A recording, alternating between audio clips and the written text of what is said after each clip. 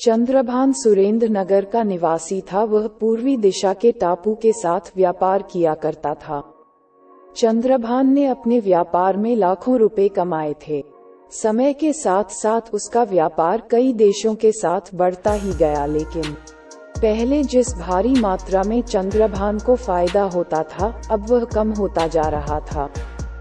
बड़ी जांच पड़ताल करने के बाद चंद्रभान ने अनुभव किया कि उसके नौकरों की ईमानदारी में कमी के कारण ही उसका मुनाफा घटा जा रहा है। इसलिए चंद्रभान ने एक विश्वासपात्र व्यक्ति को अपने माल की सुरक्षा के काम में नियुक्त करना चाहा और इस सिलसिले में चंद्रभान ने अपने प्रिय मित्र को पत्र लिखकर उससे मदद मांगी।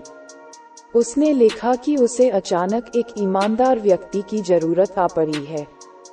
ये समाचार मिलते ही चंद्रभान के मित्र ने उसके पास विशाल और आनंद नाम के 2 आदमियों को भेजा और संदेशा दिया कि दोनों में से चंद्रभान को जो भी आदमी पसंद आए वह उसको नौकरी पर रख ले। चंद्रभान पहले उन दोनों में से आनंद को बंदरगाह के पास माल के गोदाम में ले गया। माल गोदाम में चारों ओर लकड़ी से बने बक्सों में इधर उधर फैला हुआ था। चंद्रभान ने आनंद को वो बक्से दिखाकर समझाया, आनंद, इन बक्सों में चांदी और अन्य धातु से बनाई गई चीजें हैं। मैंने इन चीजों को अवंतीपुर के व्यापारी से खरीदा है और अब इन सारी चीजों को जल्दी ही जहाजों में लादकर रवाना करना होगा। फिलहाल इन चीजों को हमारे गोदाम के मुख्य कमरे में तरीके से एक के ऊपर एक रख लो और इनकी गिनती करके तुम्हें इसका हिसाब भी देना होगा। आनंद, अब तुम समझ गए होगे कि तुम्हें क्या करना है। अब जाओ और अपना काम देखो। इसके बाद चंद्रभान ने थोड़ी दूर पर खड़े 4 आदमियों को बुलाकर आनंद से मिलवाया और कहा, ये अवंतीपुर के व्यापारी के आदमी हैं। ये लोग ही इन बक्सों को यहाँ पर लाए हैं। गोदाम के मुख्य कमरे में हमारा एक नौकर है।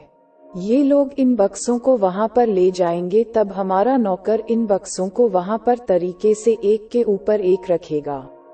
आनंद, तुम वहीं पर खड़े रहकर सावधानी से बक्सों का हिसाब लेकर मेरे पास ले आना। ये कहकर चंद्रभान वहां से चला गया। आनंद, जी श्रीमान कहकर अपना सर हिला दिया और वह भी वहां से चला गया। तभी वह 4 आदमी हौंफते बक्सों को उठाकर गोदाम के मुख्य कमरे तक ले आए। वहां पर चंद्रभान के एक नौकर ने आसानी से सभी बक्सों को उठाकर एक ऊपर एक तरीके से सजा दिया। आनंद बक्सों की गिनती करने लगा। थोड़ी देर बाद काम के समाप्त होते ही आनंद चंद्रभान के पास जाकर बोला, मालिक, मैंने सारे बक्सों को गोदाम में रखवा दिया है। कुल मिलाकर 150 बक्से हैं। इस पर चंद्रभान ने आनंद से कहा, ठीक है, तुम्हें काम पर नियुक्त करने से पहले हम तुमको सूचना भेजेंगे। अगले दिन चंद्रभान ने बंदरगाह के पास एक दूसरे गोदाम में विशाल को ले जाकर उसे इधर उधर फैले हुए लकड़ी के बक्सों को दिखाया और विशाल से भी वही बातें कही जो बातें उसने आनंद से कही थी और चंद्रभान वहां से चला गया। गोदाम में पहुंचकर विशाल बक्सों की गिनती करने लगा। अचानक उसके मन में एक संदेश पैदा हुआ। उसने देखा कि 4 आदमी बड़ी मुश्किल के साथ हंसते हंसते जिन बक्सों को उठाकर मुख्य कमरे तक ले गए हैं, उनको मुख्य कमरे में मौजूद एक नौकर बड़ी आसानी से कैसे एक के ऊपर एक रखकर तरीके से सजा रहा है। काम के समाप्त होते ही विशाल चंद्रभान के पास पहुंचा और बोला, मालिक, कुल बक्सों की संख्या 150 है, पर मैं यह नहीं जानता कि अवंतीपुर के उस व्यापारी के साथ आपका हिसाब किताब कैसा चलता है। पर श्रीमान, मुझे उसकी ईमानदारी पर शक हो रहा है और इस बात की सूचना आपको देना मेरा कर्तव्य है।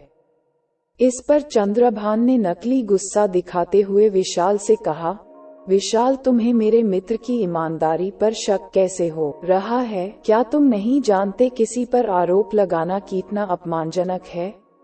उसने इस प्रश्न का उत्तर देते हुए कहा, श्रीमान, आपने बताया था कि उन बसों में चांदी और अन्य धातुओं की चीजें भरी पड़ी है जो स्वभाव भारी होती है, लेकिन मुझे लगता है कि व्यापारी ने बड़ी चालाकी के साथ आपको धोखा दिया है। श्रीमान उन बक्सों को गोदाम में हौंफते उठाकर लाने वाले चारों आदमी उसी व्यापारी के नौकर हैं और उन लोगों ने ऐसा नाटक किया है कि जैसे वो बक्से सचमुच बहुत भारी है। लेकिन महाशय ऐसी बात नहीं है, वरना भला आपका एक नौकर इतनी आसानी के साथ उन्हें उठाकर एक के ऊपर एक तरीके से कैसे सजा सकता है। श्रीमान मुझे ऐसा मालूम होता है कि उन बक्सों के अंदर चांदी नहीं है, बल्कि घासफूस या कोई हल्की चीज है। जल्दी से मेरे साथ गोदाम में चलिए और उन बक्सों को खुलवा कर देख लीजिए।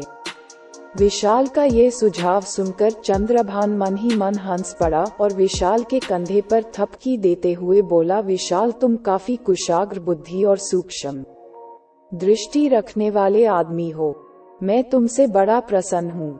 और सुनो विशाल, बक्से धोने वाले चारों आदमी और गोदाम के मुख्य कमरे में रहने वाला नौकर, ये सब मेरे ही कर्मचारी है। नौकरी के लिए आए हुए तुम दोनों की अक्लमंदी और ईमानदारी की जांच करने के लिए मैंने ये परीक्षा ली थी और इस परीक्षा में तुम सफल हुए। मैं आज अपने मित्र के पास संदेशा भेजूंगा ही, मैंने तुमको आज से ही काम पर लगा लिया है। इस तरह विशाल ने ये जाने बिना ही कि उसकी परीक्षा ली जा रही है, उसमें सफलता प्राप्त की। ऐसा इसलिए कर पाया क्योंकि उसने अपने मालिक का कहना तो सुना ही, लेकिन अपने काम में उसने अपनी